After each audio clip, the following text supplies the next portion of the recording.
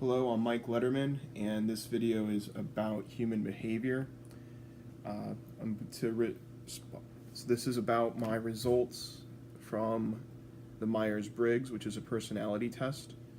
I am a ENTP, but before that, the purpose of the Myers-Briggs Type Indicator Personality Inventory is to make the theory of psychological types described by Jung understandable and useful in people's lives.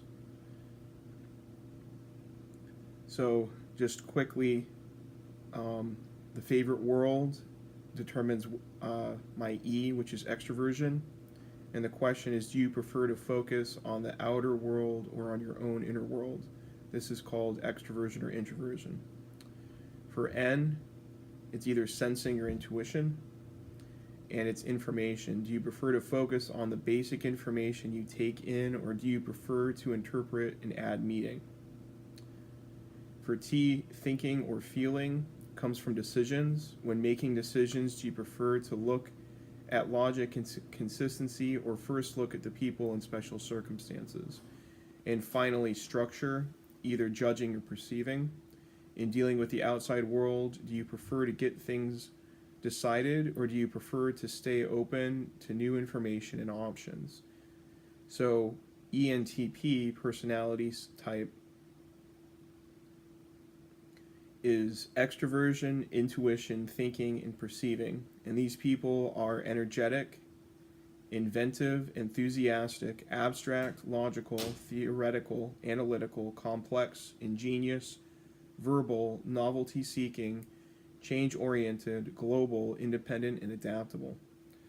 So the question becomes, how do my results positively or negatively affect flight training I provide to students? And in order to take advantage of my current situation being in San Diego, I've asked my father to speak from his area of expertise. Dr. Letterman, would you care to introduce yourself? Okay. Well, it's nice to be a special guest, especially of my son, Mike. My PhD is in social work. I'm a licensed clinical social worker. I've advanced training in psychoanalytic psychotherapy, which was a specialization in my doctoral program, and I'm familiar with the Myers-Briggs test, which Michael has selected. He wanted me to speak to it a little bit. I can tell you that psychologists do not generally use this test. It's marginally valid in their opinion. It is a popular test, and so telling people that it's not above the bar of science in terms of professional use is an unpopular statement, but that is the fact. It is popular, it's easy to use, people seem to enjoy it.